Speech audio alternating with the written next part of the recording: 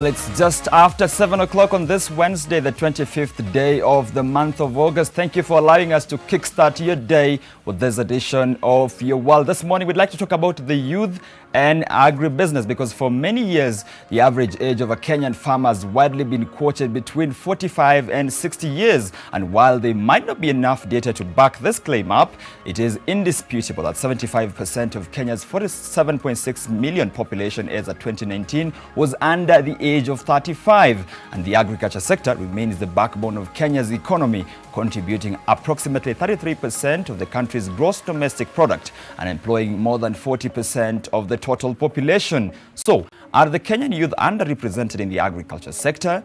Are there barriers blocking their active participation in this vital sector in the economy? This morning, we take a look at agribusiness and the youth. My name is Victor Kiprop, and this is Your World.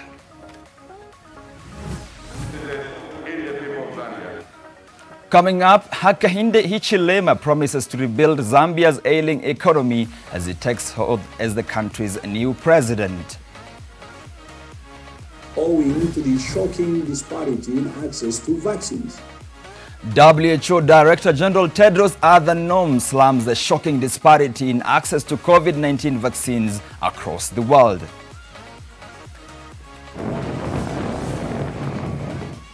And the Taliban warns of unspecified consequences if the United States remain in Afghanistan beyond next week. Tutafute njia badala ya kufanya kazi ya farming. And for our discussion today, we spotlight the under-participation of the Kenyan youth in the agriculture sector and how this can be reversed.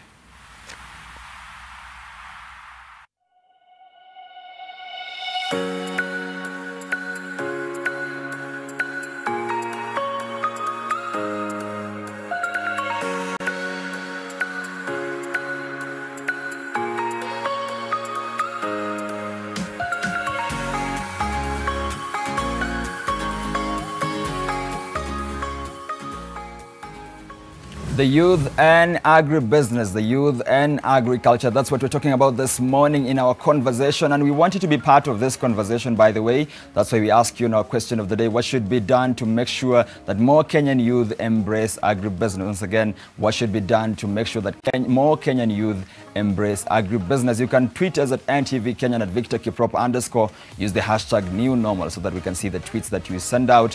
You can also send your feedback on Facebook, Twitter, and Instagram, where we are streaming live, as well as YouTube. And of course, if you're not on social media, you can call in on the numbers that should be below your screen in a short while. But before we, of course, get into that conversation, let's give you another highlight of something very critical to us as a country and the globe, which is the coronavirus situation and the fight against the pandemic so far in Kenya and across the world. These are the latest figures according to Corona Tracker. So far, 213,999,186. That's the number of people being confirmed with COVID-19 so far. That's across the world. 191,485,881 of them have recovered. But sadly, we've lost 4,465,417 people to COVID-19 so far across the world. Let's get you the numbers for Kenya. Remember, the numbers for Kenya are, according to the Ministry of Health, these are the latest figures. 230,794 people have been confirmed with COVID-19 so far in Kenya. Remember, these figures are from the 13th of March, since, of course, in 2020, when we confirmed our first case of COVID-19 in Kenya.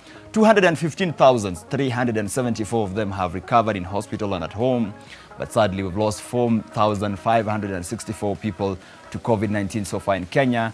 And that figure continues rising every day, by the way. That's why we remind you from us here at NTV to continue following the protocols set by the Ministry of Health, which includes washing your hands as regularly as you can, or sanitizing, masking up at all times, and maintaining the 1.5 meters social distance.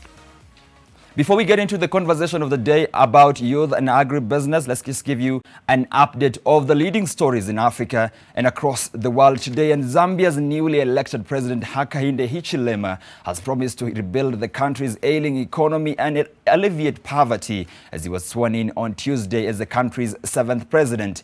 In his 6th stab at the presidency, Hichilema defeated the incumbent Edgar Lungu by nearly 1 million votes, securing the 17th opposition win in sub-Saharan Africa since 2015, despite restricted campaigning and suspected rigging in favor of Lungu's party. Hichilema now faces an uphill task of reviving Zambia's economy, which has been weighed down by debt, unpredictable world commodity prices, and COVID-19.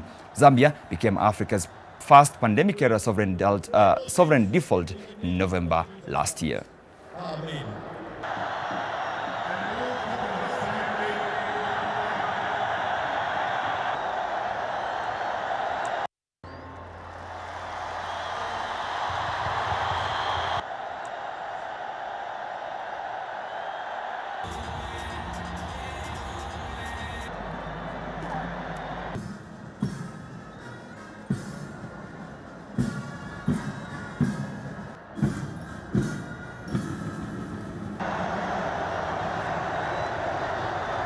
We pray all these. Elsewhere, the World Health Organization has once again hit out at the shocking disparity in access to coronavirus vaccines across the world, with only 4 countries in Africa able to meet their inoculation targets so far. Addressing a virtual annual meeting of health ministers in Africa on Tuesday, the WHO Director General Tedros Adhanom Ghebreyesus said 140 countries have vaccinated at least 10% of their populations globally. But in Africa, only 4 countries had been able to reach that target owing to the shocking disparity in access to vaccines. Last week, the WHO boss also slammed the rush by wealthy nations to provide COVID-19 vaccine booster shots, while millions around the world have yet to receive a single dose, arguing that it was immoral.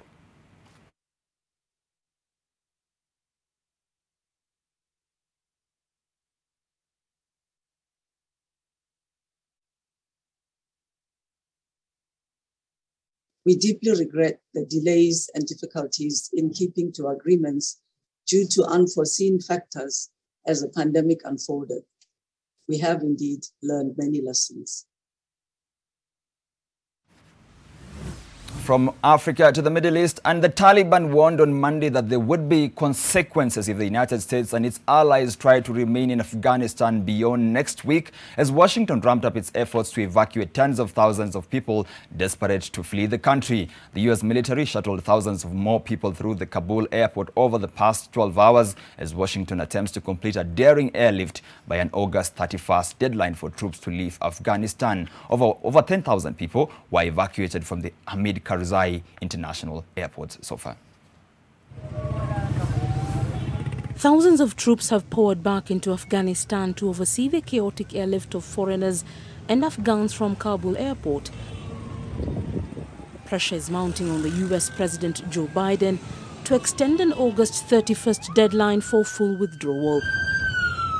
Biden and his group of 7 counterparts, several of whom are pushing him to leave soldiers at the airport to keep it open, will meet Tuesday with coordination on Afghanistan and how to handle the hardline Islamist Taliban atop the agenda. Taliban spokesman Suhail Shaheen says that any foreign military presence beyond the agreed deadline would be extending occupation. The Taliban are currently working on forming a government, but 2 sources told reporters that there would be no announcements on a cabinet until the last US soldier has left Afghanistan. The rush to leave Kabul has sparked harrowing scenes and left at least 8 people dead. Some were crushed to death, and at least 1, a youth, a football player, died after falling off a plane. On Monday, the German Defense Ministry said an Afghan man was killed and 3 others wounded in a dawn firefight between local guards and an unknown assailants. Outside Kabul, there have been flickers of resistance against the Taliban. Some ex-government troops have gathered in the Panjshir Valley north of the capital, known as an anti-Taliban bastion. There were scattered reports of clashes overnight. Taliban fighters are stationed near Panjshir, spokesman Zabihullah Mahjid tweeted, adding the group was trying to resolve the issue peacefully.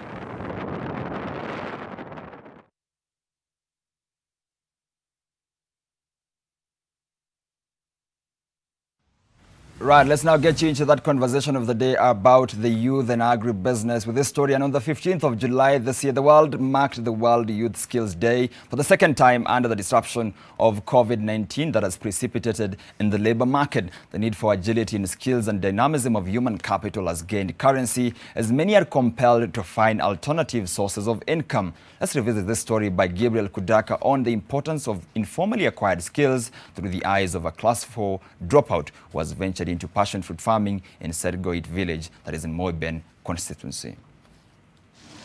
Recognition and harnessing of informally acquired skills has for a long time been one of the challenges Kenya faces in addressing youth unemployment and underemployment.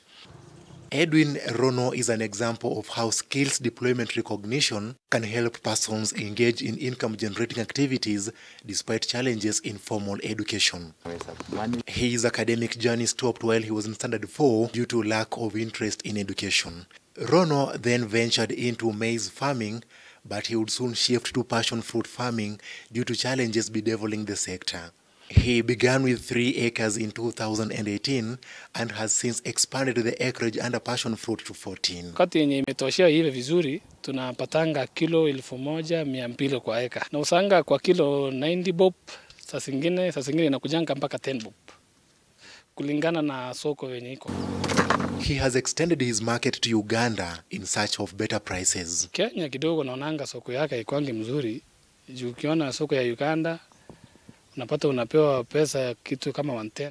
Another group of youths involved in passion fruit farming in Ngeria, Uasin Gishu, is also reaping big from the venture. Kwa passion fruit tunaonelea tukishapata tuende tununue kitu kama kaplot ndio tujenge. With the youth in agribusiness, basically for passion fruit value chain alone, supporting 120 youth group that's anticipating to have a very high volume of production. We support youth through training them, get access to jobs, and also become entrepreneurs. And as the country marks Youth Skills Day, Rono has a message of advice to his fellow youth searching for employment. Tutafute njia badala ya kufanya kazi ya farming. Gabriel Kudaka, NTV. Let's now get you started on that conversation of the day. As I mentioned earlier, we are talking about the youth and agribusiness in Kenya, the participation of the youth in the agriculture sector. There are quite a number of statistics there. Some of them don't have really data to back them up, but it's been widely quoted in a number of publications by policy makers and others and governments that the average age of a Kenyan farmer is between the age of 45 to 60. Now, you and I know that according to the 2019 census results, 75% of Kenya's 47 million population was actually under the age of 35. And the feeling is the Kenyan youth are not actively participating in the agriculture sector. And by that we mean that part of the food that we produce and we eat in our plates today is actually produced by our parents, and largely because of the perception that we feel that agriculture perhaps should be done by people like our parents or people doing it in large scale, as we the youth, of course, migrate to the cities to look for what you'd call white-collar jobs. So is it true?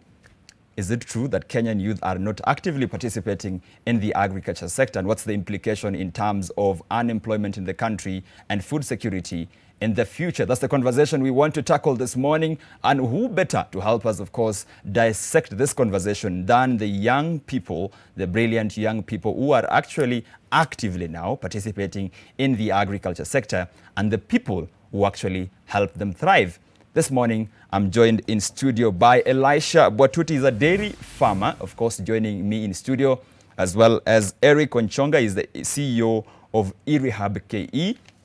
He should be telling us much more about that, but you and I can suspect that it's a company that is dealing in agribusiness. Also joining us this morning virtually is Amanda Namai. She's the Go-Getters lead at the Alliance for a Green Revolution in Africa. Good morning, Amanda. Karibu sana kwenye show. It's good to see you again after 4 years. Thank you, Victor. Nice to see you again, too. All right. Karibu sana, Eric. Thanks, Vic. Yes. And also joining us, as I mentioned, is Elisha Botuti. Good morning, Elisha, and welcome to the show.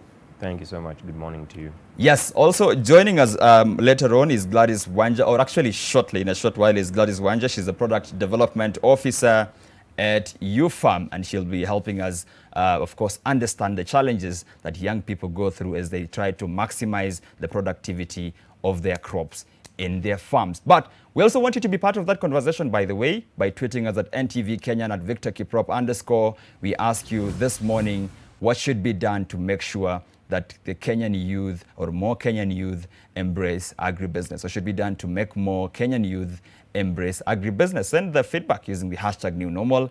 Tag us at NTV Kenya and at Victor Kiprop_. You can also do the same on Facebook, Twitter, YouTube, and Instagram, where this conversation is actually streaming live. And if you're not a fan of social media, you can call in on the numbers that should be below your screen in a short while. But maybe we can actually start the conversation from right here.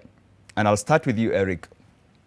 This statistic has been quoted everywhere else, and people are talking about how agriculture has been left out to our parents. The average age of a Kenyan farmer, this data is not verified, but they put it at 45 to 60 years.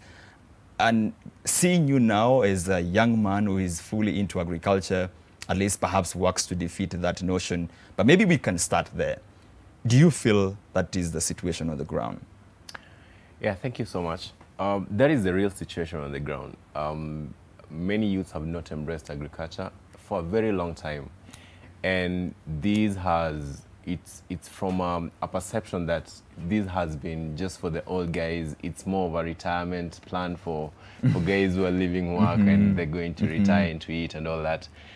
But so when you are about to retire is when you start investing in agriculture? Investing in agriculture, okay. which is very wrong.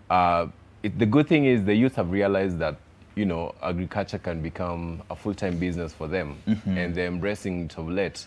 So we've seen the statistics are changing slowly, but it's true. It's been for the old folks. That is what has been perceived throughout the years. Okay. Yeah. Let me just ask Elisha if that.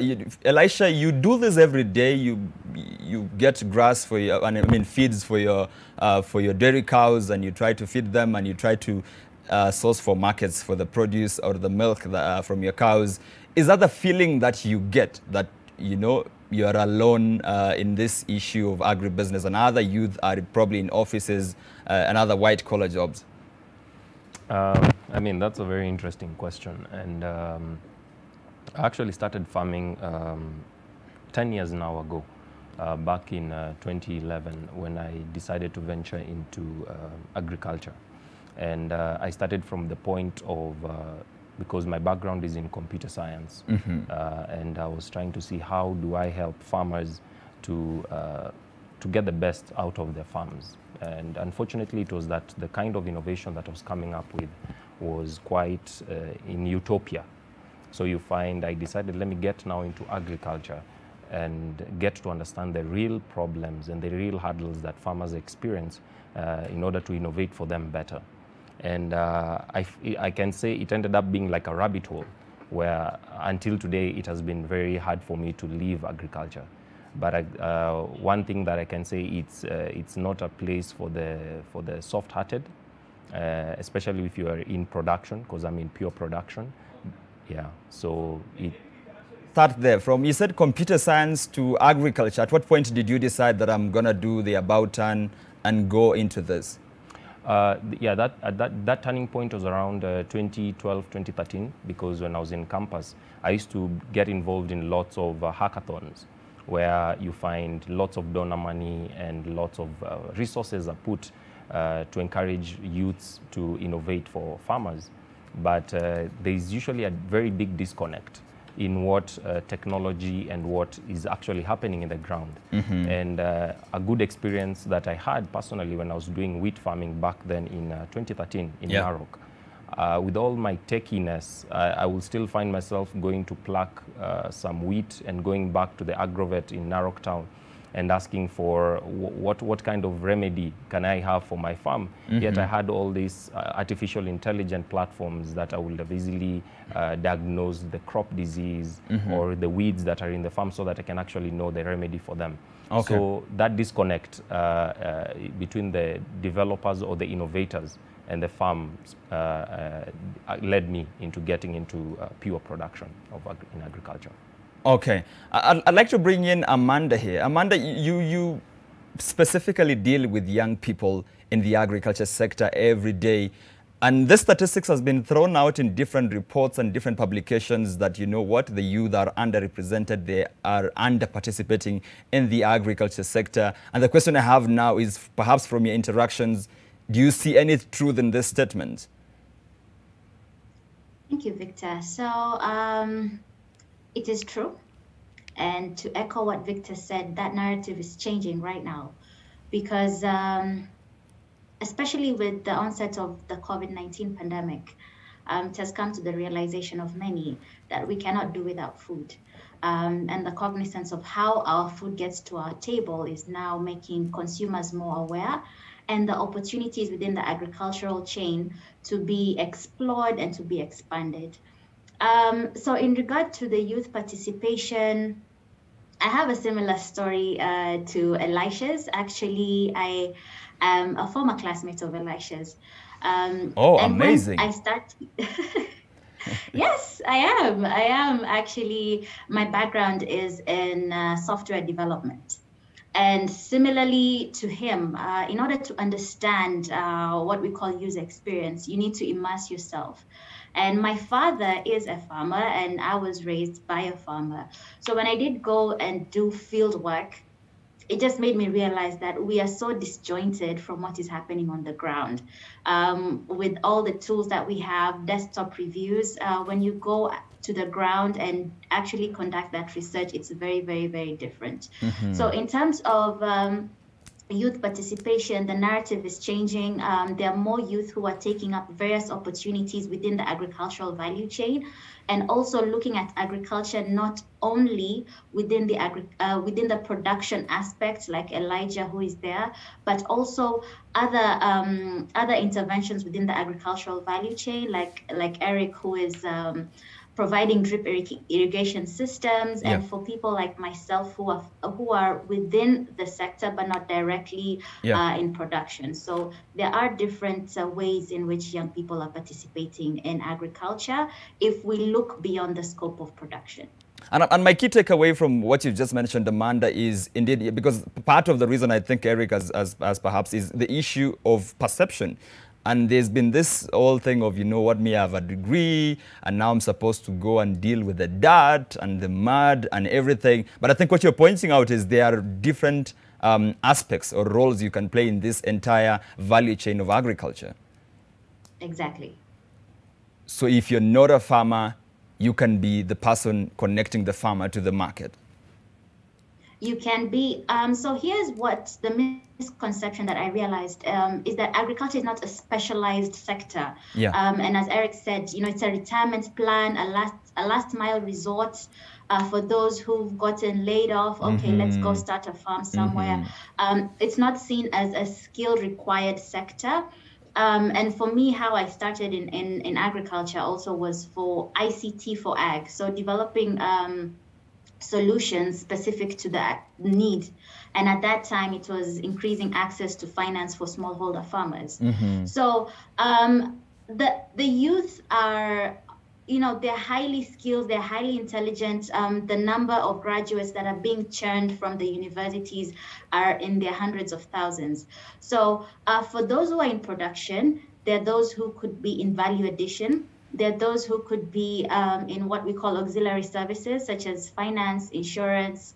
So it's not just to be constricted to production and then say that, I mean, if you're not farming, if you don't own a farm, then you are not in agriculture, or you have no value to the agricultural value chain. So it's to broaden also our perspective that agriculture is not just about farming.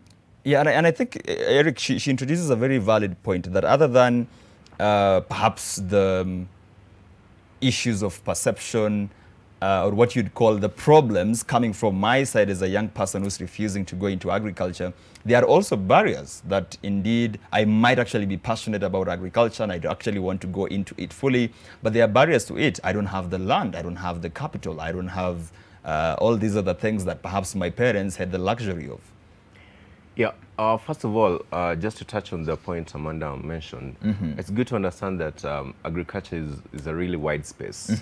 There's so many things you can play in the agriculture value chain that you don't have to get your hands dirty. For instance, let me talk about ourselves. What you do? We install irrigation systems for smallholder farmers across the country.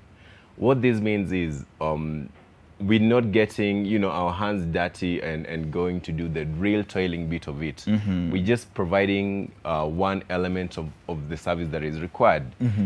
And later on, we even are thinking of automating our systems. This means we need the techies around. So these guys are coming to play a role in the agriculture space, but they're not getting their hands dirty. Touching on the barriers that even before we come to the barriers, Eric, and I think this is a problem I've had for quite some time. I've seen it. I mean, there are people who actually, I mean, we've really tried a lot. I mean, there are quite a number of initiatives, what Amanda is doing and what you guys are doing, perhaps to encourage more young people to go into agriculture. And I've seen so many hashtags, agriculture is cool, you know, agriculture is not that, agriculture is rewarding, and literally everything to try and entice the youth. And for many people, sometimes you feel like we're struggling too much. The bit about it's not dirty. I mean, the problem is not being dirty as long as it's pays, isn't it? Yeah, that's the thing. It's about time we drive the narrative that agriculture, agribusiness is profitable. It can be profitable. It's very important for us to make it clear to the youth that when you're getting into this, you can actually earn a living from it. Yeah, and actually, let me just hold you there, because the problem I have is this is what you and I were raised, perhaps, and I don't know, but for me that was the situation. This is what your parents have done all this time. So how do I turn around as a youth and come back and see the same agriculture that my parents have been doing as quote unquote dirt or dirty? Exactly, and that's why we need to encourage the youth to do a bit of research before getting into this, because the way our old folks used to do agriculture is not the same way we're doing. These people probably didn't get that privilege of using irrigation systems. They didn't have the privilege of getting to use, you know, these new breed of seeds that have come around. It's very important for the youth to understand that you need to do your market research well. You need to understand, if you're going to do this kind of farming, where is your market? Where are you getting your market? What are the challenges you're going to get along the way? What sort of professionals do you need along the way? Because if you don't get all this kind of information, then you might probably not get the right things from farming. Let me bring in Elisha on the issue of barriers. Now, Elisha, you went into this, I think you said 10 years ago.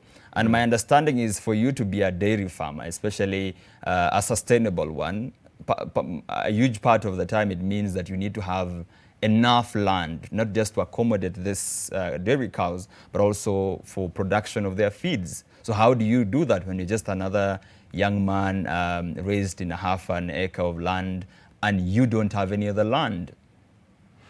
All right, thanks. So let me start from here. There's this great misconception that also lots of youths have, and motivation that they actually get into agriculture or in agribusiness, if I can say.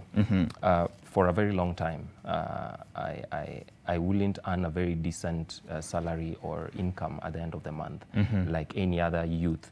And it will personally, and it's interesting that I'm actually putting this out in live, there's that comparison that comes. You look into your Instagram, you look in your Facebook, you look in your LinkedIn, you see people who you actually studied with are employed in international organizations. And here I am in Kajiado in my small acreage farm with my few number of animals, trying to make a living out of it. And it was slowly that I actually came to realize that There's a purpose that each and every person is destined for in this life. And it's for people and youth specifically to tap into that and seek their God and know, where am I heading with this? And interestingly, a season, actually in 2019, I participated, or I got involved in policy advocacy. And I made some decisions that had some consequences by advocating for these barriers that we are about to talk about for dairy farmers.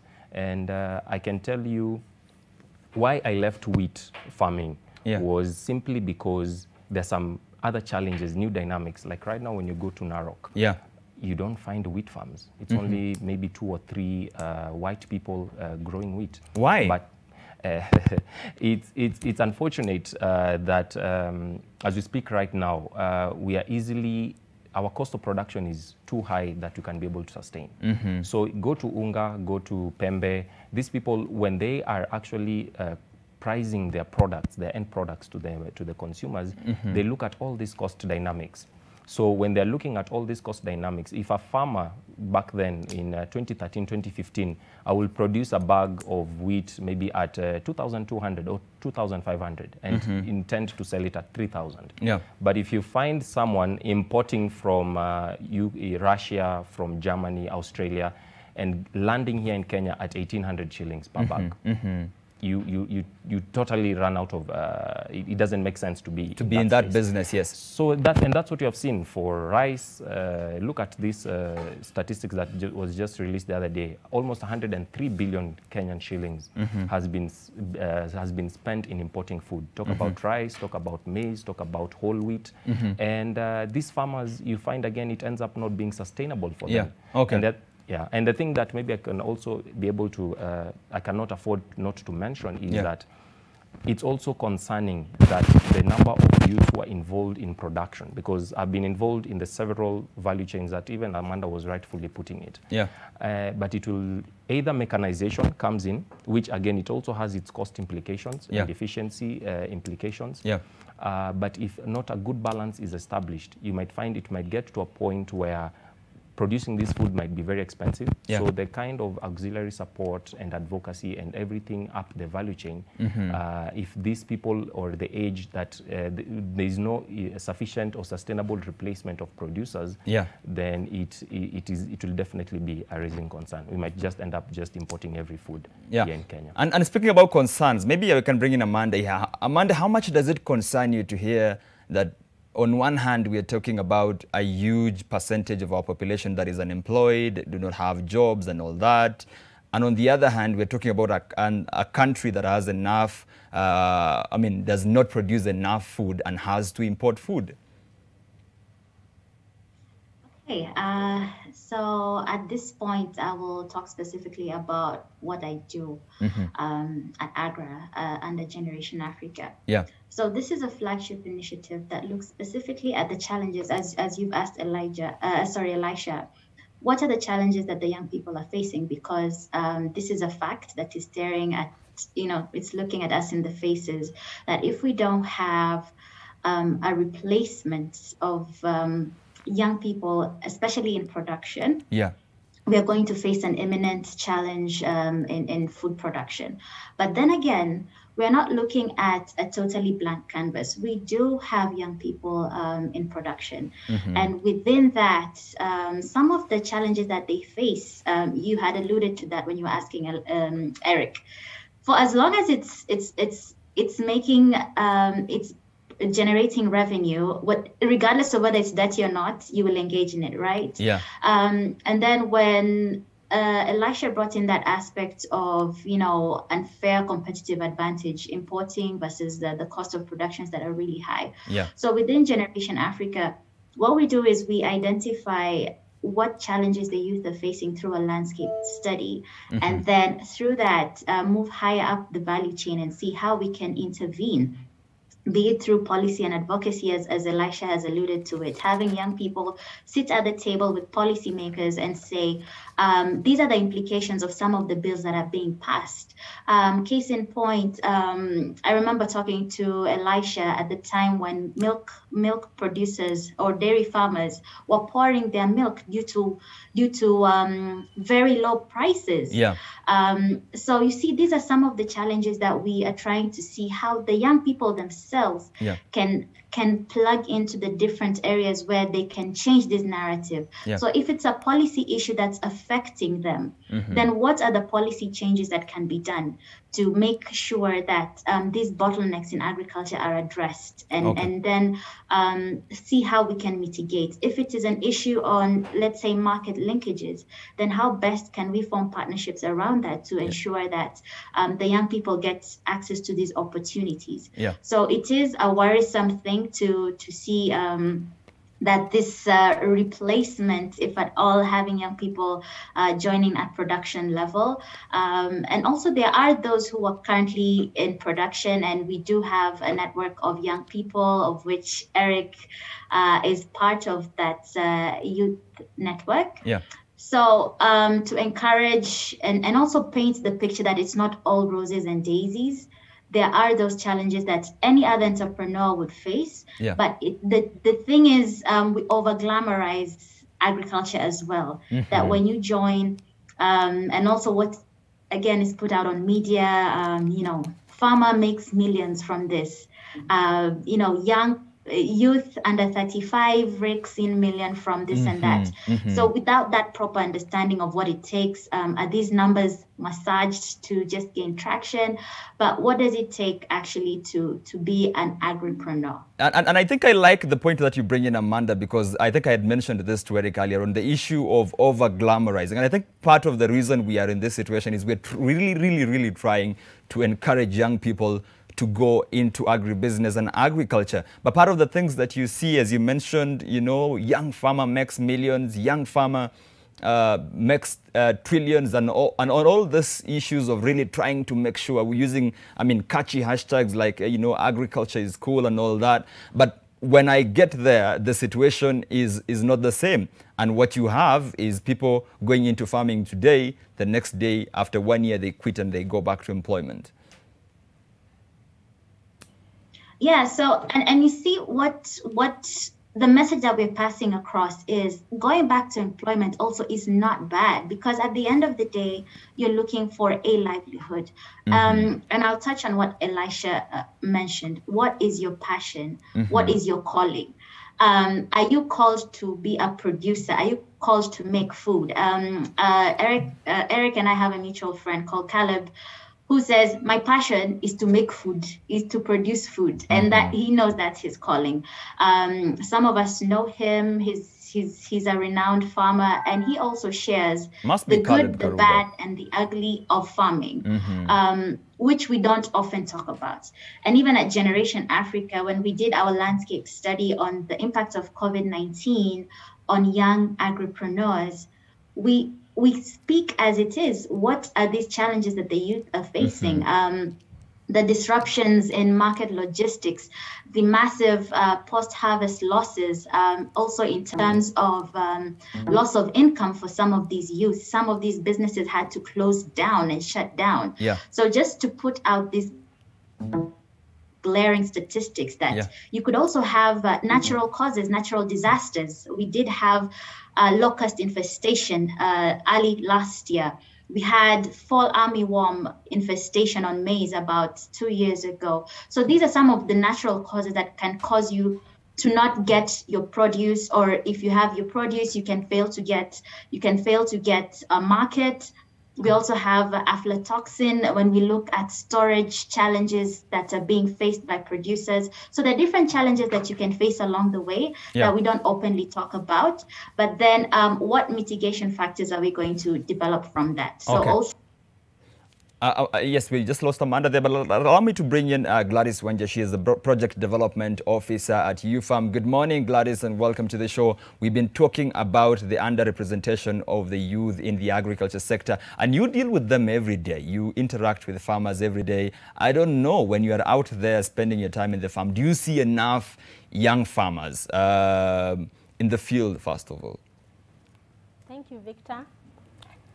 In my daily activities, I meet various categories of farmers. Yeah. And I want to start with those that are below 25 years. Mm-hmm.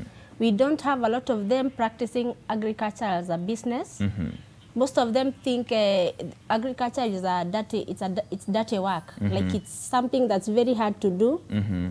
And it's also very tiresome. So they want somewhere they'll be employed, where there is a salary expectation at the end of the month. Yeah. Where, like, well, you know, when you are employed, you know your employer will pay you at the end of the month even without much effort. So by the time people are realizing the importance of agriculture, they are above 25 years. Yeah. And like now, like our parents who have been farming since the time they were born, most of us, we have started knowing farming later in life. Mm-hmm. After we met several farmers who have become successful, then we started admiring this thing. Okay. Like I remember when I was going to do my college, I was called to do horticulture, and people are wondering why would you be farming when you are a small girl and now you are going to study agriculture in college. Yeah. What interest is in the soil? Mm-hmm.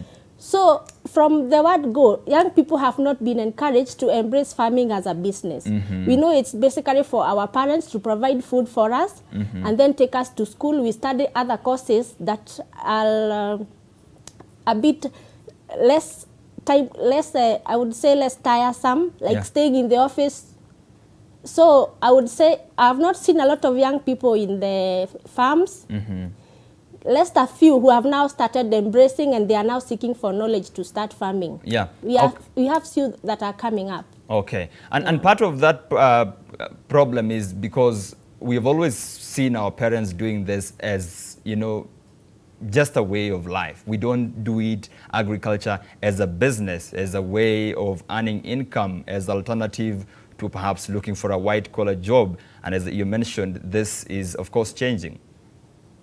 Yes, things are quite changing. Like if you look in our current society now, I have a lot of groups of young farmers who are embracing. They are doing a lot of research in agriculture. They want to start farming. They want to look for market because the value chain is quite long in agriculture. Now people are getting involved in every single value chain, from supply of inputs to farming to adding value to the market.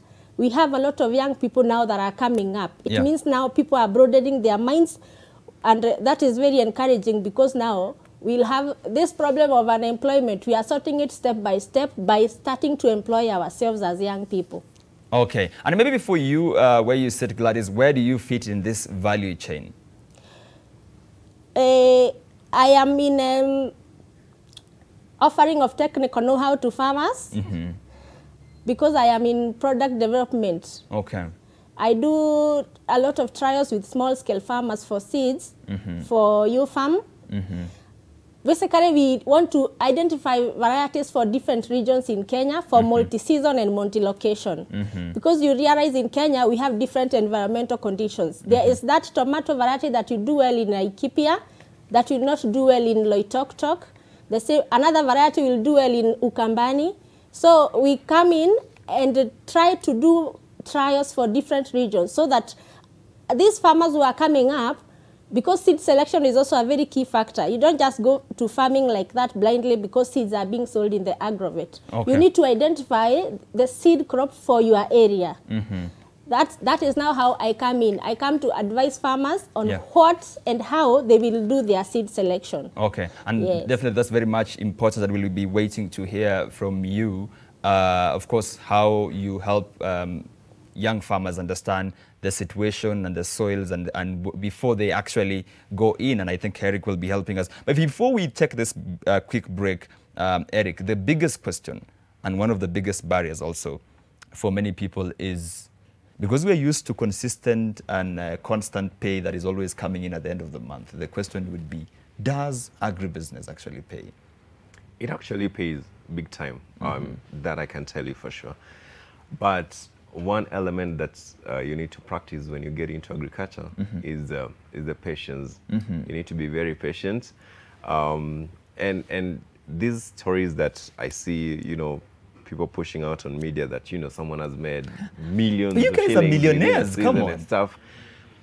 Before you get to that, there's a lot that happens in the between. background. I wish people would be able to, you know, when you're giving out those headlines, can you be able to also get the journey? Are you of putting that the blame farmer? on us as the media? I'm not. I'm just saying. Yeah. It's good. It's good for you to put out all those numbers so that someone understands when you're getting into these. Yeah. It might take you a while even to break even. What you're saying is it's not easy as ABC. It's not easy as ABC. All right. Thank And when you. we come back from this break, we want to know what is that not easy as ABC? What are those challenges? What are those things that you need to know before you say, this morning I've woken up and I'm quitting my job, or I am choosing to go into agribusiness and agriculture fully? We go for a quick commercial break, but when we come back, we continue our discussion on the youth and agriculture. But before we do that, let's just take a quick look at what some of you have been telling us on social media. Remember, we asked you what should be done to make sure that the Kenyan youth actively participate in agriculture.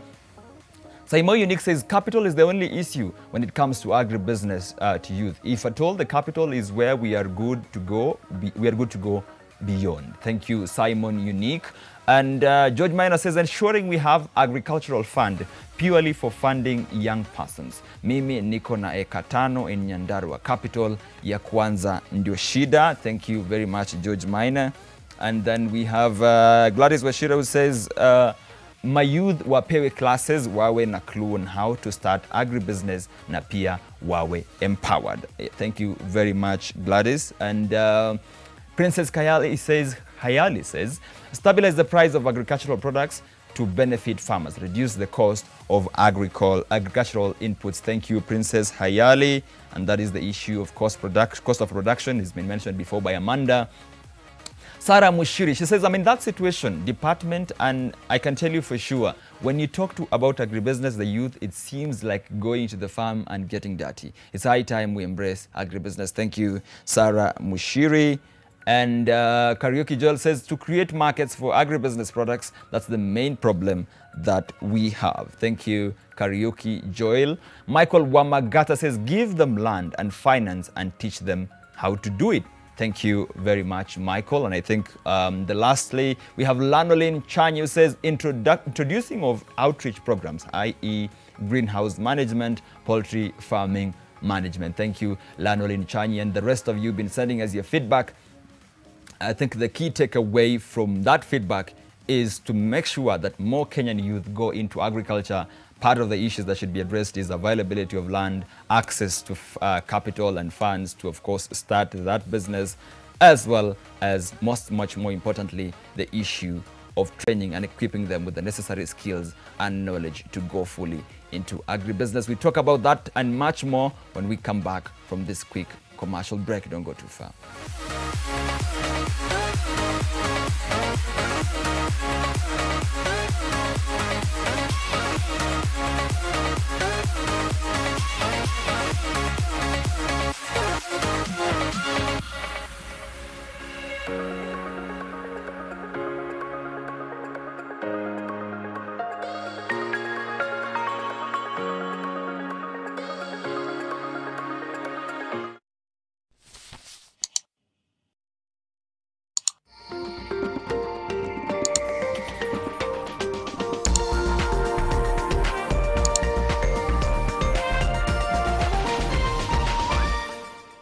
On this week's episode of Life Clinic, are you struggling to lose weight? We look at some of the common mistakes that could prevent you from hitting your weight loss goal. We also find out what science is saying about meat grilled over open fire and the risk it poses to our health. Thereafter, we have the answers to the frequently asked questions on women's wellness on our weekly segment 5 Under 5. But first, we highlight the real-life events faced by sickle cell patients through a comic book on sickle cell disease. Introducing Kwetu Mix. Okay, but don't need no intro. Tangu tuingie kwa mchezo sindo heartbeat. Nairobi City tunairan kama athlete. If you know, you know. We have a banger. Nisho, ni wapi uliniona? Kwetu Mix on MTV. Tutakuletea updates zote about all the trendy and popular entertainment events. Yes, bana. Ini vibe ya kibazu na form iko true. Bazu, big man, bazu. Bazu. Mi ufanya biz na mabazu. Join me, Ted Agua, right here on your favorite channel. Hatuna maneno kukwetu, tunapendana kikwetu. Kwetu Mix on MTV.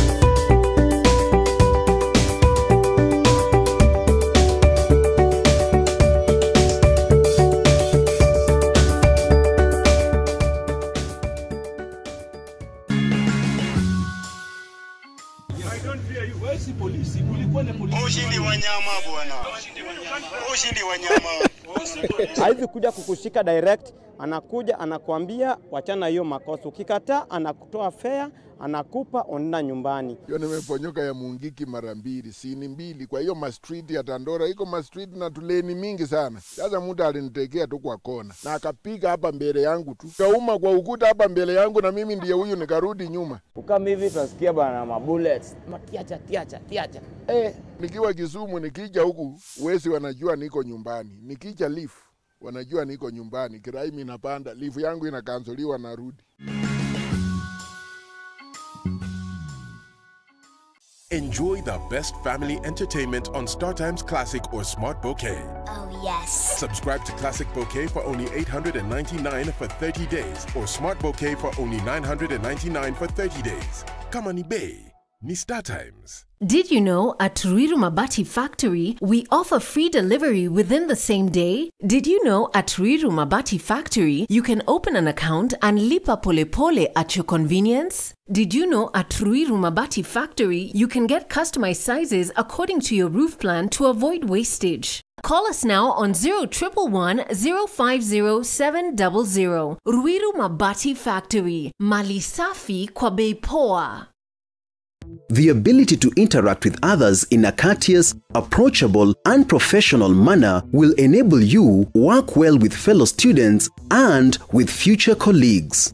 Our graduates and our future leaders make some of the most sought-after professionals in their respective industries. We admit both self- and government-sponsored students for our master's, degree, diploma, and certificate programs that are accredited by the Commission for University Education. The moment you have been waiting for is here. Zetech University. Invent your future.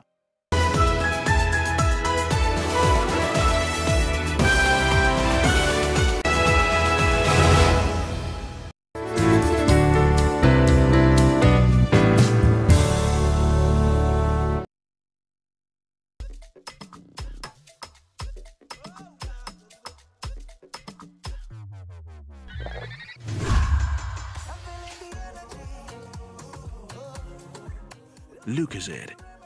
Energy to get through it.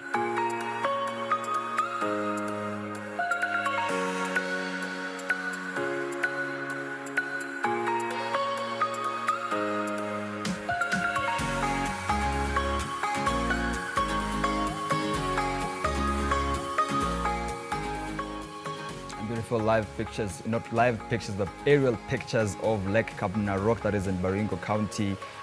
Thank you for staying with your world on NTV this morning. We continue our discussion about the youth and agribusiness. My guest, Elisha Boti, a dairy farmer, Eric Onchonga, the CEO of Irihab KE, Gladys Wanje, the product development officer at UFarm, as well as Amanda Namai, the go-getters lead at the Alliance for Green Revolution in Africa, AGRA, are staying with me for the second part of the conversation and allow us to pick it up from right where we left it, which is the issue of the barriers that, of course, prevent the youth from actively participating in agriculture today. But even before we look at the feedback that we received, maybe I can ask Elisha, part of the reason or the concerns that young people have, as I asked Eric, is whether it pays enough. And maybe 10 years into going into agriculture, moving from wheat farming to now dairy farming, do you regret anything? I think, you know, 10 years into agriculture, moving from wheat farming to now dairy farming, do you regret anything? I think, you know, 10 years into agriculture, moving from wheat farming to now dairy farming, do you regret anything?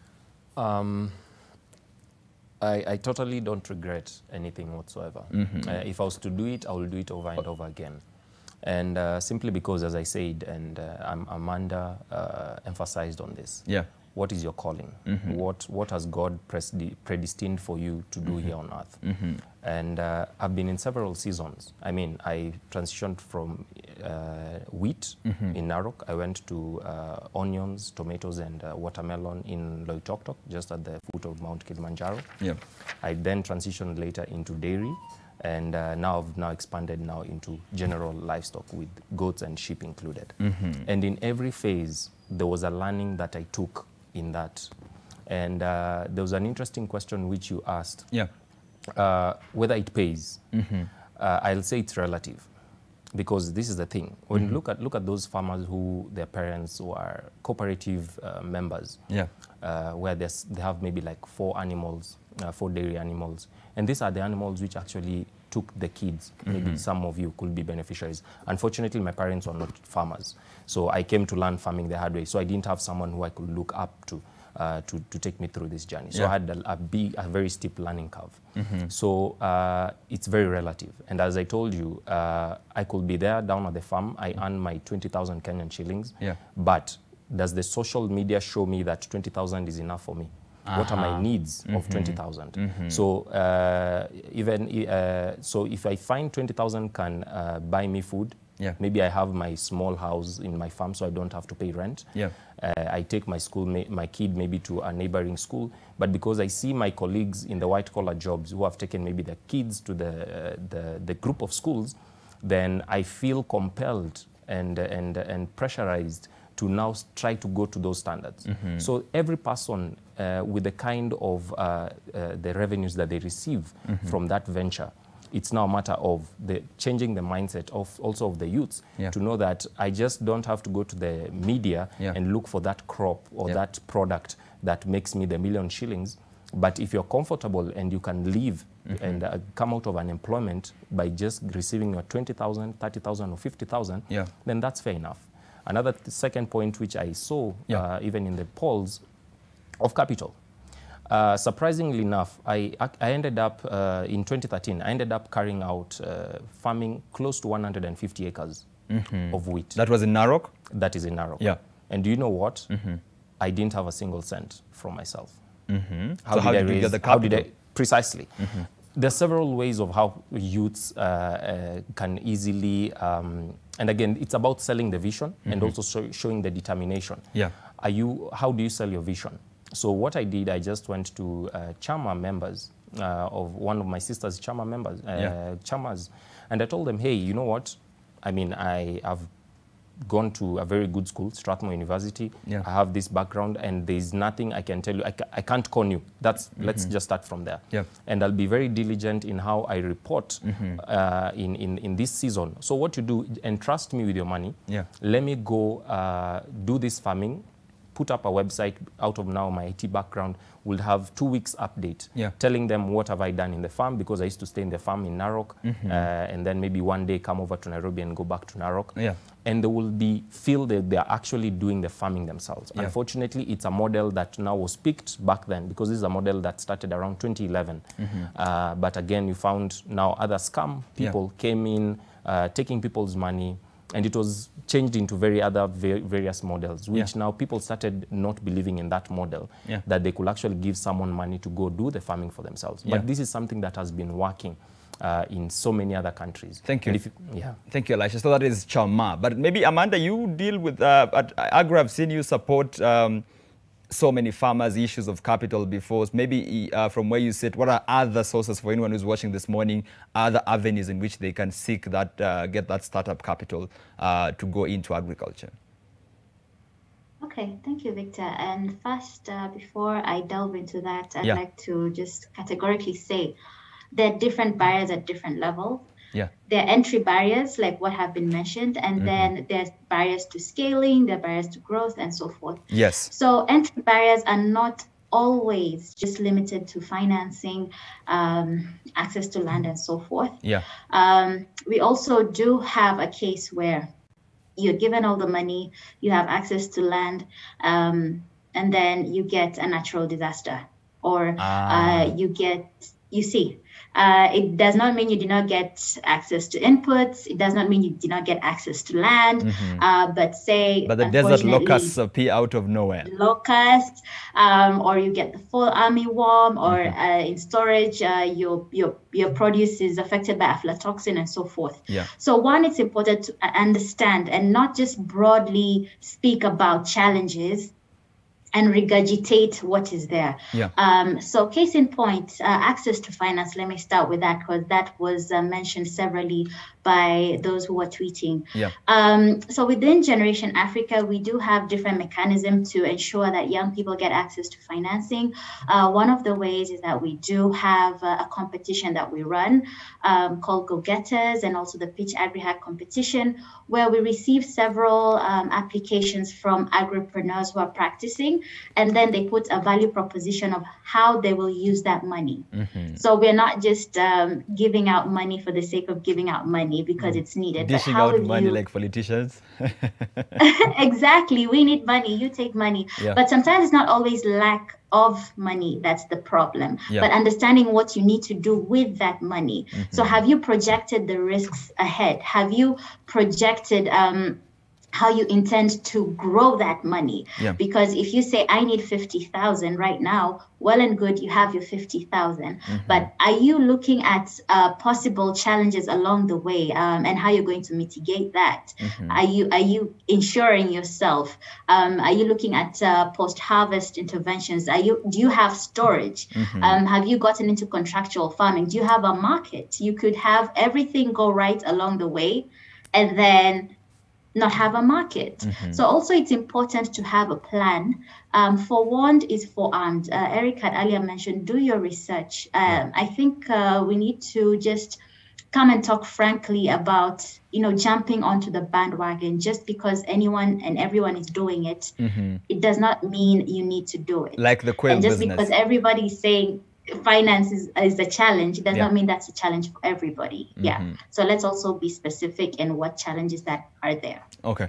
Eric, before the break, you mentioned that it's not ABC. Maybe what are those challenges? And I think Amanda's clearly said that there are challenges, barriers to entry, which could be issues of land and issues of capital. But even when you're already in the business, scaling up, which means expanding the land that you till every day, the number of dairy cows that you have, literally expanding your operations becomes a problem. What are those challenges that are you only realize once you're into the business of agriculture?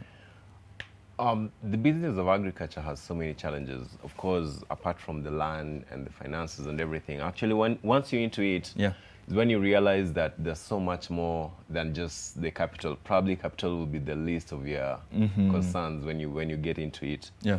There is the bit of even expansion. There is the bit of mechanization, the new ways of doing things that have come up, and you need to actually be at pace with the new technology that is coming around.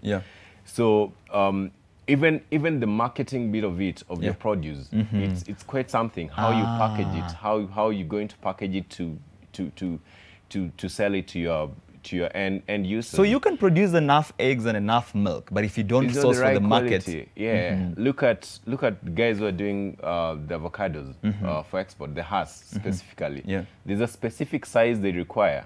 If you don't meet that, if you don't meet the standards, then you're probably going to get stuck with the produce. So there's a lot that you realize when you get into it, and that's why I mentioned you really need to have that element of patience. You need to, get to be able to learn these things for some time for you to get it right. Okay. And maybe if I can bring in Gladys here. Gladys, part of the issue, and let me just take you back the issue of entry. And land has been mentioned severally on part of the feedback that we've received. We've also seen stories and so many experts talking to us about why sometimes you don't need so much land actually to go into agriculture. Yes, Victor. From where I sit, I hear a lot of youths talk about inaccess to land for farming. And for those who have had time to do their research well and to seek knowledge, there is a lot of ways in which you can do farming, not necessarily owning big tracts of land. Yeah. For example, we have these called multi-story farms. The ones where many farmers in urban centers are building close to their houses to supply vegetables at home. There are youths who are involved in building or construction of those multi-story farms. We also have hydroponics, where you don't have to use soil. You use soilless media to grow your vegetables. If you cannot have such access to land in your home, like in my home area in Nyeri, the land is quite small. If I wanted to do farming, and because I've been farming, Kenya is quite large. We have places where land is still unutilized, like in Ukambani, Isiolo County. I've gone to Kitui and found youths from Meru, all the way from Meru. They are doing great farming in Kitui County. So it's about identifying your niche and going to look for the resource. It will not come to your house. It will not come to where you are. You must take a step to go and look for that resource. If it's land, are you willing to go to, for example, Ngoliba in Kiambu County, to go and look for water and land? So it's upon us, the youths, to go and look for these resources. If there are things like we can go and look for ourselves, we don't expect the government to give us land, but we can go to where the land is and look for it. We don't wait for the government to show us how to do hydroponics. We can do our own research even on YouTube and start doing these things, so that at least we cover up for where the government will not come spoon feeding us. Okay, and maybe Gladys, and I think something Amanda's mentioned is sometimes you can have all those basic resources, the land, the capital, the seeds and everything, but you still get your hands burnt, and not necessarily because of natural disasters, but sometimes because of the lack of the knowledge. 100%. I remember when I finished college, I was doing farming in about 5 acres. And after 4 years, I wanted to expand to do more tomatoes and more watermelon. And I'm telling you, Victor, since when I started expansion is when I stopped farming.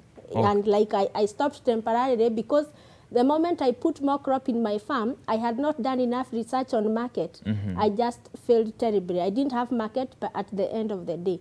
So you may be in the farming or you in the agribusiness, and you have not done enough research of what you want to do next. You are going to burn your fingers.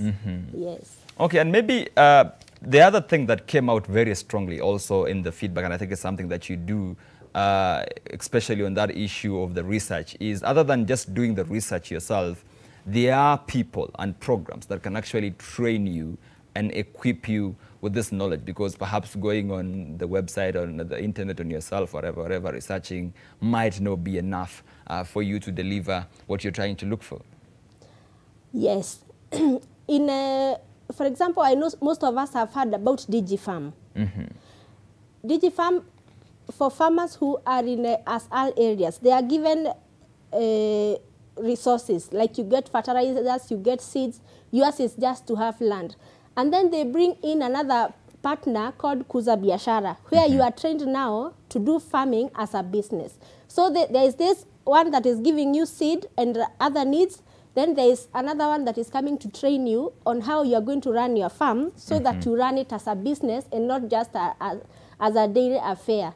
So they are there. I have seen them. I have seen farmers who have gotten help, and they have actually gone to an extent of even making those farmers suppliers of inputs to other farmers in the neighboring communities, and also they take them as trainers of trainers. They use those farmers who have already received the training to train other farmers in the area, so that even as our parents are farming, even as those people in the village are farming, they are not just doing it for food. They take it as a business. They are trained to keep records. They are trained to use the right chemicals, the right fertilizers, the right time of planting. And DigiFarm also connects them to the market. If you are able to grow a lot of sorghum, a lot of maize, a lot of beans, they come at the end of the season to buy your produce, so that now maybe they can deduct from the inputs they had given you, and then the balance is given to the farmer. And I have seen it working a lot in Meru and Tharaka Nithi County, and farmers are really getting empowered. So you cannot say stay in a cocoon and not fail to reach out to maybe these people, because they are there to help farmers. Okay. And allow me to bring in Elisha here on the issue of cost of production, because it also came out very strongly, and I think he's in the dairy sector where we've seen issues of, you know, import of milk from Uganda, eggs from neighboring countries, because apparently the cost of production in their country is way much lower than it is in Kenya. Where do I start from? Colonization, when we were colonized, there are several systems that were introduced to our country. We had our indigenous practices that for some reason actually worked. Come think about it. Look at things such as when immediately help also comes, they come with conditions. Look at this agronomic kind of support that was there before, during Moi's era. You'll find there's a support from the county or maybe the government that will ride a boda around villages, motorcycle, just offering support, agronomic support, AI services, you know, those kind of things. And this is what we have tried to see. We have now seen most of the counties trying to embrace and trying to go back to that, support from the governments. Okay. But and when yeah, just proceed here. Yeah, and so from there, what you'll find is there's some practices that are being introduced that are foreign. And because someone will tell you, go get this highest producing dairy cow from maybe New Zealand. And unfortunately, the conditions that are around here in Kenya cannot support the optimum production of this animal. So you find an animal which has a capacity of producing 60 liters, it's only producing 5 liters. Why is that? First of all, there is the misinformation. There is also the just adoption without necessarily doing an environmental research on how you can actually be able to sustain this. And unfortunately, is even now those indigenous practices that can also be improved are not being put at the forefront in order to ensure that now these farmers are actually carrying out farming, be it in crops, be it in animals, that are actually sustainable, and the cost of production will be able to sustain. So in the case like Uganda, see, look at the animals that they're keeping there. I mean, there are animals that just graze in the free range, and the cost of production could be anything be around 8 shillings to around 15 shillings. But come here in Kenya, what is encouraged? I mean, it's not a bad thing, but if you compare now with people like in the Europe, these are people, their children are in the white-collar jobs, so they need AIs and robots to do the milking and all that kind of automation. Okay. So when you bring it here, you find our electricity is not very cheap. When you find we are not producing enough raw materials. So when we have to import all this, we have to pay for all that electricity. And again, the policies, some of these policies are not very encouraging. Then you find at the end of the day, more barriers come on top of others, just as my colleagues have said. It's only until when you get in there, then that's, you know, from this level, there are these entry barriers and also now the growth barriers that are there. So that's what I can say about cost of production. And unfortunately, I mean, there are some efforts that are coming out just to ensure that maybe this cost of production is getting lower. Some are going into renewable energy. But this issue about raw materials, especially for feeds, it's a tricky one. Okay. Before I come back to Eric, let me just bring in Amanda here. And part of the work that you do, Amanda, and I think it's also been raised, the issue of market. So people put in their money, the good luck is on their side, and the harvest is very much very good. But again, I have tons, and I saw a friend of mine, his name is Kimutai, the other day, tweeting and asking people, and I think you've seen this on Twitter, people asking you to retweet so that you can find a market for their eggs. That's not how it should be. Okay, so there are different elements that come into play. Eric had mentioned there are different professionals along the way. Yeah. Now, we are living in a very competitive era, and you've drawn a comparative between the age of the farmer that is and the era that they were in. For instance, our parents. Yeah. It was very straight line. Grow your produce, take it to the market. As a consumer, you go to the market and buy it. Yeah. Right now, it's very competitive. One, what would make me buy your tomato over someone else's tomato? The art of pitching. That is a skill that needs to be learned. The art of actually selling your produce without the literal transaction. So why should I come and buy milk from Elisha and not buy milk from the shop? What would make me to buy his product? So when you look at how you package it, how you sell yourself, not just your end product, but you look at the end consumer sensitization. Are you talking about the health benefits of what you're selling? Tell me, if you drink milk, like goat milk, for instance, what are the benefits, health benefits? So you'll sell me as a consumer that I would rather buy milk from Elisha that has not gone through all that chemical processing or pasteurization and all that we hear about overly processed milk and buy from him. And then number two, establish your market before you go into the production. So what we call demand-driven production. It is not guaranteed that you'll get a market, even when all factors are in your favor, as you said. So am I producing for a market? Do you understand the market that you're dealing with? If you are an urban farmer, for instance, who are you targeting and how are you targeting? If it's someone who is health conscious, how are you packaging your vegetables in a way that I can access it? If your demographic are living in the rural area, how are you doing that to access your market? So it's very, very important. Once again, we always go down to do your research. And then there are other aspects that come in. Is your packaging attractive? Are you selling the product over and above just getting the money? But don't look desperate. And sensitize the market. What is the importance of eggs? Are these free-range eggs? And what are the benefits of eating free-range eggs? Are there different ways I can prepare eggs? Not just boiling. So I can see different recipes on the eggs. So just also sensitize the market and generate that demand for yourself as well. So that's also an art that needs to be learned by producers as well. Eric, I can't help but all I can take away from Amanda's remarks is value addition. Yeah, value addition is very key. It's very key for any farmer out there who is doing agribusiness. Because if I can interrupt you, I'm looking at a season where mangoes, let's say, zinaiva wiki moja zote.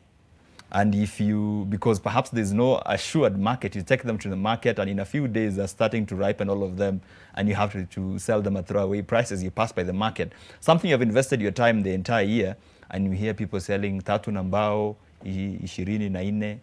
And that's why it's very important to understand where is your market. If you're growing snow peas, where are you going to sell them? If it's for export, do you know of licensed companies that you can be able to talk to and they're able to come and get your produce? If you're doing, let's say, avocados, do you know of licensed companies? Because you as an individual, as a farmer, you can't be able to do this on your own. That's why it's very important you do your research well, get to learn from other farmers, because it's very important that farmers get to learn from each other about these things. There are people who have been there, there are people who are already doing it. There are people who actually have, they're not meeting the demand that is required. There are people who are already selling their produce to maybe supermarkets and all that, but they're not meeting the demand. Are you aware of them? So it's really important that a farmer is able to do a research before you get into it. And the reason why I mentioned value addition sometimes is at a situation where the cost of production is higher, as Elisha has mentioned. One of the ways to recoup your investment and make sure that you can break even and still at least make some bit of profit is value addition, because it allows you to perhaps, after adding value, you can, like sell it at a higher price and perhaps recoup your investment. Yeah, but it's also good to know that value addition it's quite an expensive thing. Look at Makueni. The governor has tried to do some industrialization down there for mangoes, farmers, for mangoes, and it's very important. And that's where now the government needs to come in and help in terms of setting up this kind of mechanizations for farmers not to struggle. Okay. Yeah. All right. I think what we have taken down is, first of all, we have all agreed that the youth are underrepresented and they under-participate in the agriculture sector, and they probably should do more. We should see more young people in agriculture than we are seeing now. And other than that, we have also agreed that there are a lot of challenges in the sector that many young people need to know before they get into agriculture. So when we come back from this break, we talk about the way forward and the solutions to the problems that we have to ensure that more young people can go into agriculture. But before that break, let's get to see what some of you have been saying on social media. We asked you what should be done to make more young Kenyans embrace agriculture and agribusiness. We have Makumbi who says, stabilize prices of agricultural products. Stabilize prices of agricultural products. Thank you, Makumbi. Tony Sambo says, support youth in agripreneurs through provision of government loans and grants. And I think that's an issue of access to funding. We've quite addressed it. Amanda's addressed it. Lokoko John says, embracing workshops to the youth, letting youth funds to flow through the right channel to the ground. Thank you, Lokoko John. Kaberi Wakiru says multiple licenses should be scrapped off or harmonized. A small business has like 5+ different licenses, and I think that boils down to the issue of cost of production or cost of operations.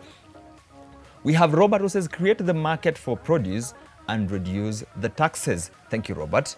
And we have much more. Odanga says land, capital, and more information. Land, capital, and more information. And I think once again, from the feedback that we read earlier on, and even the feedback that we've just taken now, the 3 key issues in this conversation to ensure that more young people go into agriculture has been land, capital, and more information, which means more training, more skills and equipment. We hope the government agencies are watching, and they will be acting upon the information coming from this very vital conversation. But when we come back, we talk about the way forward and the solutions for this problem so that we can see more Kenyan youth in agribusiness. Don't go too far.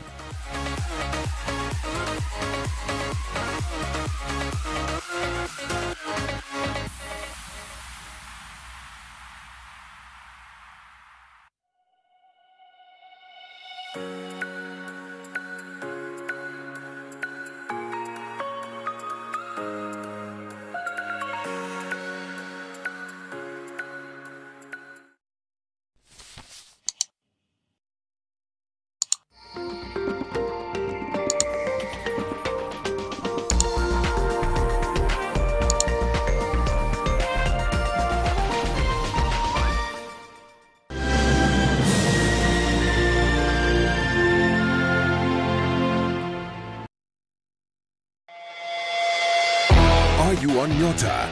Pata channel sita zaidi when you pay for more than 1 month on Nyota Bouquet. Enjoy more entertainment on Nyota.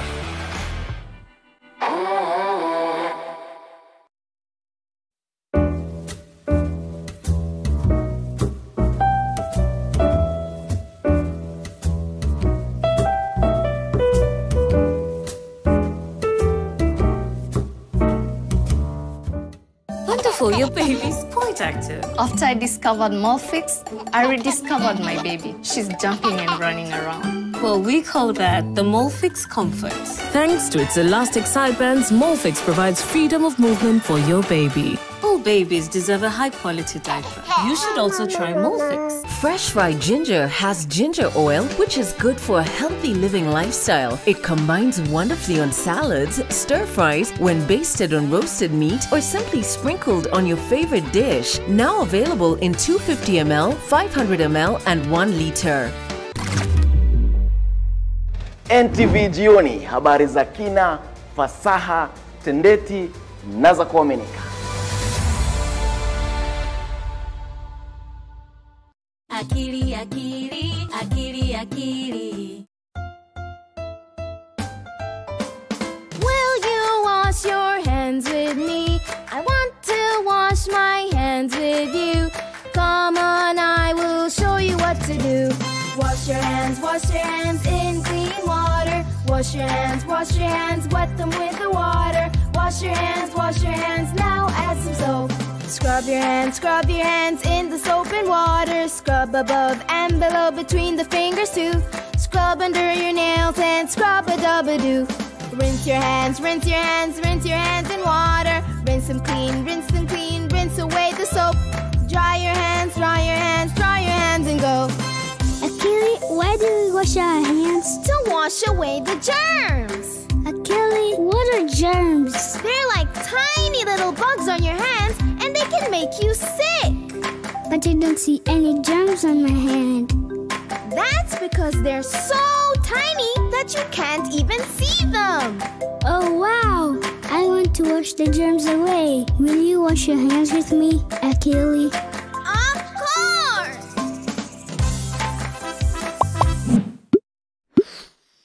On this week's episode of Life Clinic, are you struggling to lose weight? We look at some of the common mistakes that could prevent you from hitting your weight loss goal. We also find out what science is saying about meat grilled over open fire and the risk it poses to our health. Thereafter, we have the answers to the frequently asked questions on women's wellness on our weekly segment 5 Under 5. But first, we highlight the real-life events faced by sickle cell patients through a comic book on sickle cell disease.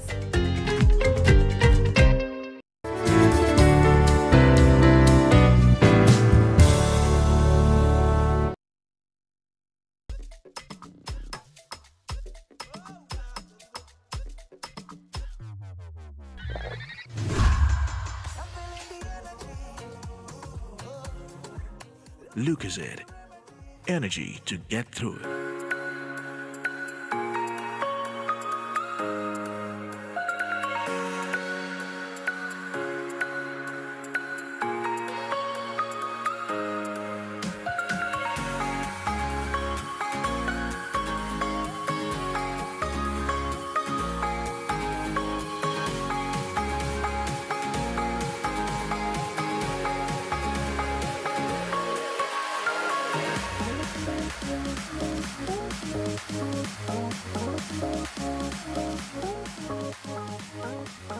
Thank you for staying with your world on NTV this morning. We're talking about the youth and agri-business. My guest, Elisha Boituti, a dairy farmer. Eric Onchonga, the CEO of Irihab KE. Amanda Namai, the go-getters lead at the Alliance for Green Revolution in Africa, that is AGRA, as well as Gladys Wanja, the product development officer at UFarm, are still staying with me as we continue this discussion on how we can have more Kenyan youth participating or actively participating in the agriculture sector. But before we do that, let's give you a quick update of what else is happening across the world. And 2 weeks after the Olympic Games closing ceremony, Tokyo comes alive once again with the opening ceremony for the Paralympic Games. The ceremony will launch at 2 p.m. Kenyan time at the National Stadium. Nation Media Group sports editor Elias Makori is in Tokyo and tells us more on what we expect for the continent in the 2021 competition's early days. The Paralympic Games will feature athletes with various physical and mental challenges and will run until September the 5th, featuring 539 events across 21 venues with about 4,400 athletes in action from 183 national Paralympic committees. Kenya will be represented by 9 athletes in powerlifting, rowing, and athletics, with powerlifter Helen Wawira Karaoke opening Kenya's program on Thursday at the Tokyo International Forum. Wawira is entered in the 41-kilogram category, with competition starting at 1 p.m. local time on Thursday, which is about 7 a.m. Kenyan time. She expressed confidence that she could hit a target of lifting 100 kilograms on Thursday after tying up all the loose ends. Nilikuwa naangazia sana sana my third attempt, ambayo nilikuwa nimetarget 100, na ninatumaini ya kwamba nitafikisha hiyo 100 kilograms. Wawira held a morning training session at the competition venue under the watchful eye of coaches Lena Nyaboke Marita, Joseph Ochieng, and David Waore. Kwanza before nifike huku kidogo nilikuwa na tension, but jana venye niliingia huku training nilisikia tu nimejawa na confident ingine. Sijaipata confident kama hiyo. So niko tayari. Next in action on Friday will be Asiya Sururu Mohammed in the PR1 single sculls rowing competition from 9:30 a.m. local time, which is 3:30 a.m. Kenyan time at Tokyo's Sea Forest Waterway. Helen Wawira, they are sounding very, very confident ahead of the first outing for Kenya at these Paralympic Games. She'll be in action on Thursday at 1 p.m. local time, which is 7 a.m. back home in Kenya. Reporting from the Tokyo International Forum, for NTV, this is Elias Makori. Also, two Nigerian nationals who were charged with trafficking narcotics and being in the country illegally could not hide their joy after walking out of Muranga prison after months behind bars. Solomon Nduba Abuziki and Cletus Okeke Nyabuchi had earlier been granted a 4 million shillings bond, which was later reduced to 100,000 shillings by the same court. The two had been in prison after failing to raise the bail amount. The two were arrested on the 19th of April this year at Kennel in Muranga and were said to be in possession of cocaine weighing 200 grams, and that was concealed in a brown bag. Even our lawyer here.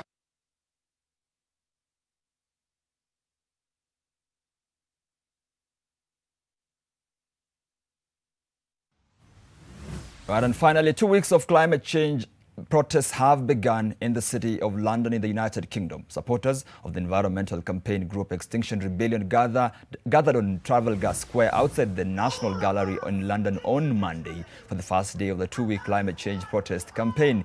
The action is named Impossible Rebellion, and thousands of people are expected to take part. In order to get a report accurately about how this rebellion began, the provision of a post-reparations world order that some of us have. This was in the fire yesterday, so all the rebels and rebel supporters are at home.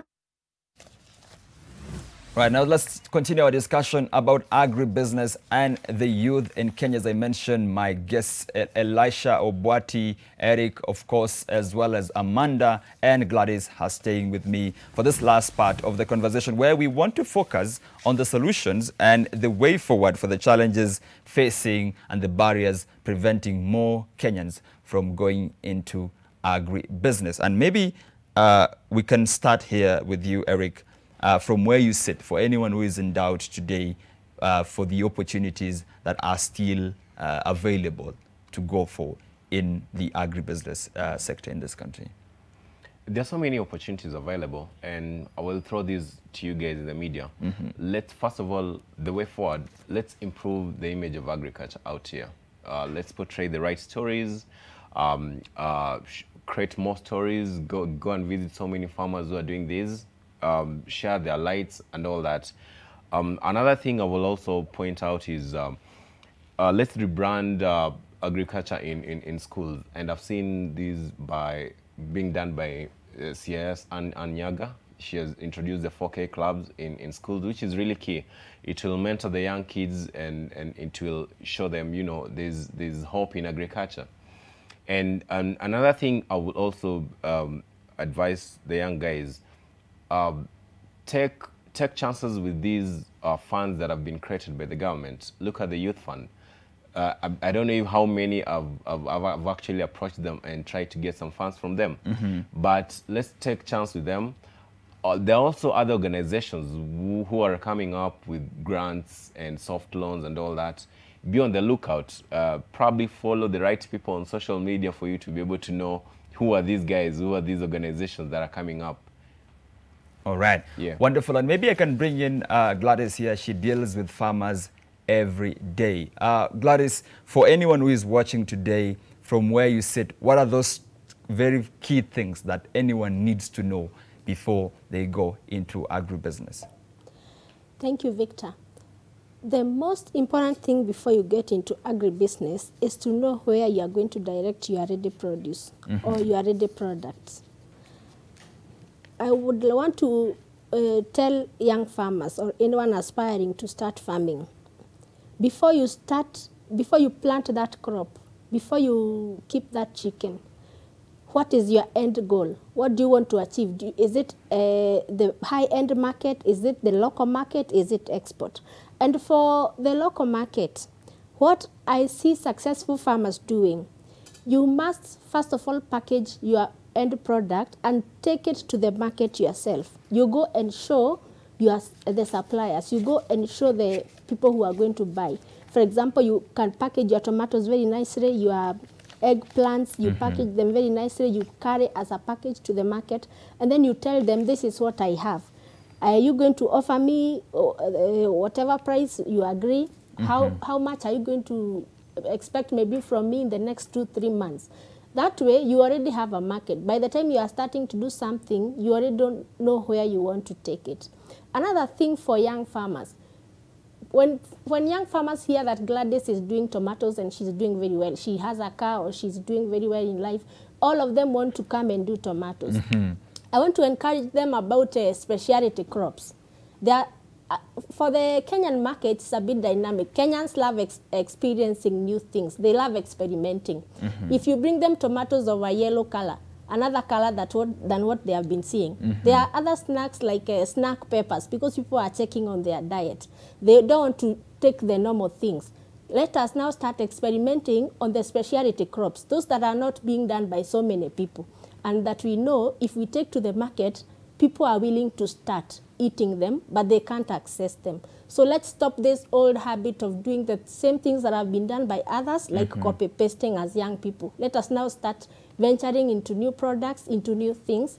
That way, we'll have a special market for ourselves. Okay. Let me come back to you, Elisha, on the issue of profitability, because you mentioned this in your earlier remarks. And the issue for many people is if we are going to get more young people in agriculture, then it better be profitable. All right. So the comment that I'll give in that is today evening or even after this show, let those youths just go by the bedside or in a private room and just pray to God, first and foremost, to remove any spirits of greed, because greed is real. Okay. Do you think greed drives them more than perhaps passion and other issues should drive them? Now that's the point that they now first of all have to just conversation with themselves. For those people who are driven by the numbers, just by the numbers, and not knowing that this is the space that they should actually be working in, then that's a place that they should. But we can't help it, Elisha, because when we see your story on social media, I mean, Elisha Batuti is making millions as a dairy farmer. I mean, who doesn't want the millions? Now that's the other thing. How did I get there, and was I supposed to be there to get that 1 million? And how is that 1 million being used after that? Is 3/4 of it going back to the society and building other lives, and not just necessarily enriching myself?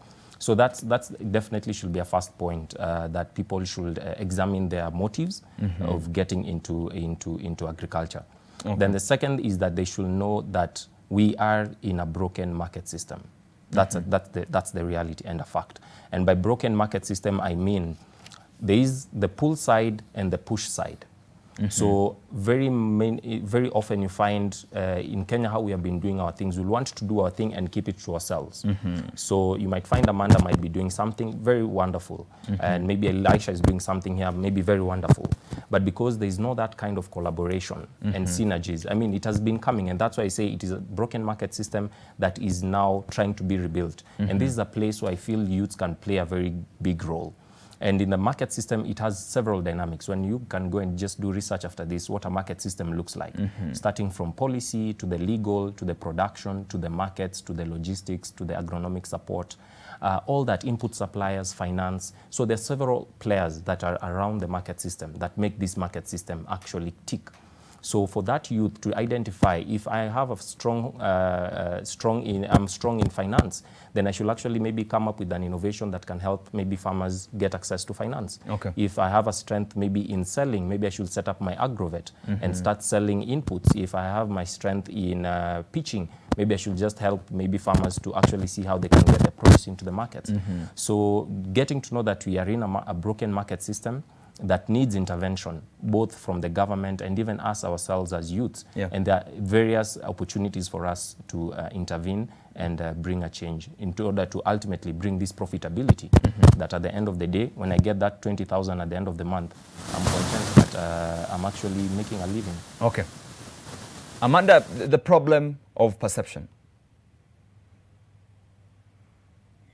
Okay, so the problem of perception is that, one, there is no perfect or this idealistic image of agriculture. One, let's not also overemphasize on one aspect of it. The production side, there are parts of it that are dirty and that's a fact. Yeah. If you have to literally get your hands dirty, Yeah. and it's part of the process, it's part of the process. Mhm. And drawing from what Elisha said, there are other opportunities within that value chain also for young people. Mhm. That agriculture, once again, is should I say, the devolved function. It spreads and it goes far and wide. It's not just about agricultural produce. Yeah. Case in point, Eric sells infrastructure. Mhm. He doesn't sell produce, drip kits.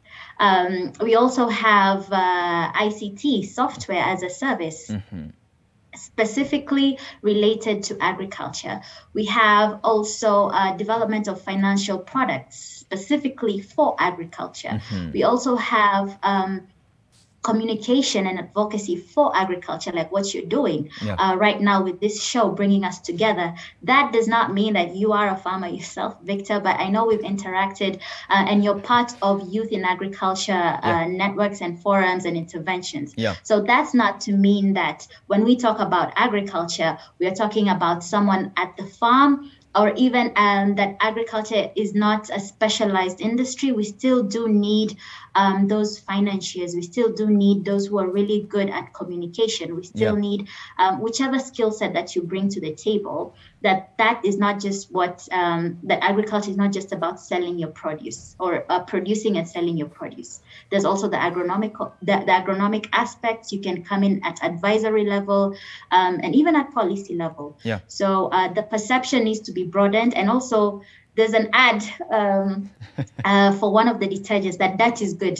Yeah. So even for production, it's not bad. Let's also be realistic. Yeah. It depends on what you want to do. Yeah. Do you need to get your hands dirty or not? Mhm. So also let's be transparent with how we relay this information.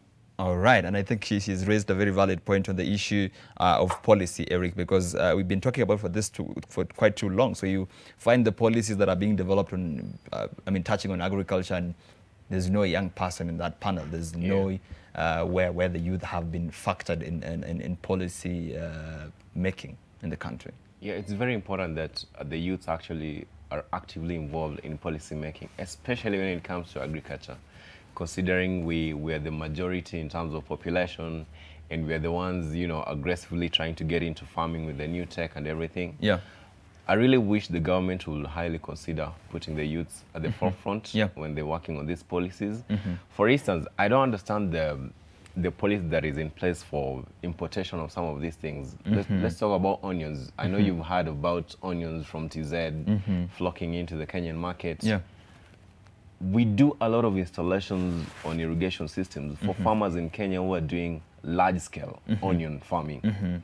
So I don't understand at what point do we allow, other produce from another country, yet we've not exhausted our locally produced produce. Are you saying that sometimes we allow imports when these goods are still available in the market? Because They're the actually natural available. situation is you would be led to believe it's an issue of the market forces demand and supply.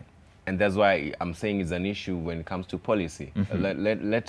Let farmers and the youth, be at the table when these policies are being done, so that we're able to, put our views at the forefront. Okay. Yeah. And earlier on you mentioned that indeed for you agriculture has paid. And there are those people who, even if they for 1 second consider agriculture, it has to be as something that you do on the side. It doesn't have to be very successful. Can I transition fully into this? Can I make it what you'd call my main hustle? In US, there's an ecosystem that exists, and it's really incredible, and I don't know how they do it. Yeah. They take farmers from step one all the way to the final stage, right from production all the way to the selling point. Everything in between here, the government is at step with them. So, and these are an encouragement to the young guys who want to get into the agriculture. Yeah. It actually pays. Do your research well, be patient enough, and be in the right circle.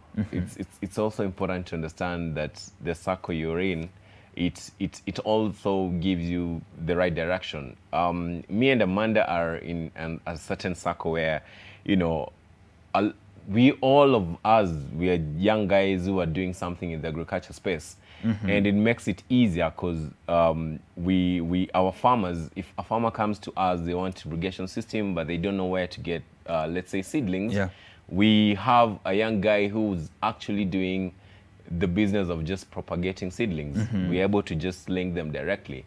So agribusiness pays, be in the right space, and do your research well. That's what I'm going to say. Yeah. And maybe, Amanda, if I can come back to you before I cross over to Gladys, I've just remembered something else. Now that you deal with the African Green Revolution, we can't end this without talking about the opportunities that are coming up with the AFCFTA, which is, of course, the Continental Africa Free Trade Area, where, of course, these governments are sitting down to make sure that goods can move freely around the continent. Okay, so what exactly is the question? Yes, the question is, for anyone who is doubting the opportunity, the market. I mean, I've seen estimates even by AGRA themselves putting, considering the African population is growing, that means, of course, our food, our needs for food will continue to grow. And they're putting the figure, I think, is it $1 trillion by 2030 somewhere? And now we have a free market that will allow movement of goods for anyone who is in doubt that there are still opportunities for agriculture in the market today. Okay, that's a good question. And also to reiterate that the opportunities are opening up. The free trade is an interesting opportunity for young people to ride on. Yeah. But I would like to just come down to the granular level. Yeah. That in order to meet this demand or to capitalize on this opportunity, charity begins at home. We can look at the capacity of these young agripreneurs to actually get to the standards of exportation of these goods, number one. And number two, are we satisfying the homegrown market?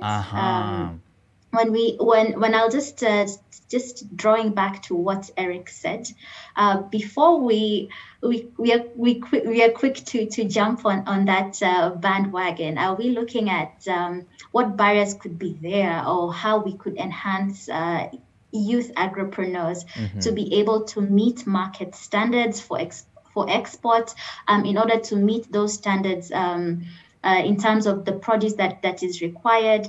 So, and also to just talk about some of these opportunities for young people that they can ride on within Generation Africa. Yeah. That community of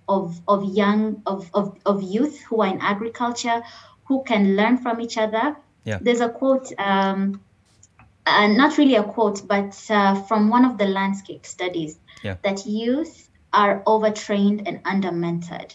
So there is the head knowledge of what is required, but mentorship goes beyond that. And the wisdom nuggets that Eric and Elisha have shared on this show are what you could call mentorship. So it goes beyond what you know. It goes beyond what you require. But do you have someone who can hold your hand and take you through the whole process of agripreneurship, the pitfalls, what to anticipate, how to circumvent the challenges that come your way. Okay. So it's important also to have that community around you to buffer you. In case you don't get a market and an instance like COVID, and there's nothing you can do about it, how do you go about that? How do you pivot? That's the key word for the season. How do you pivot from one perhaps you had this strategy. How do you pivot and move? If the markets have been closed, how do you pivot and leverage on e-commerce, case in point? All right. So we also have the Go-Getters community, where we have young people who are part of this ecosystem, as Eric has said. We also have the upcoming AGRF Summit.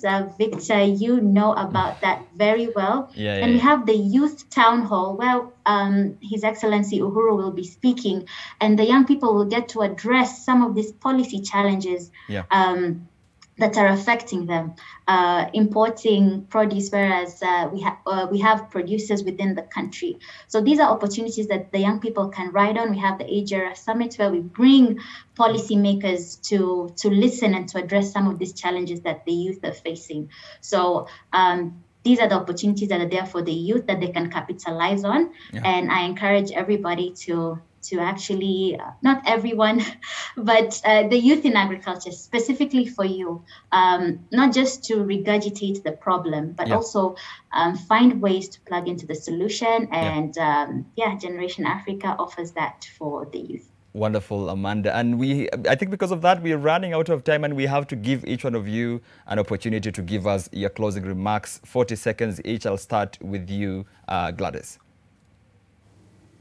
You can never go wrong with food. Amazing. That is my closing remark. You can never go wrong with food because the population is increasing by day. People are changing their diets. People are checking what they are eating. So if you want to invest in something, invest in food. All right.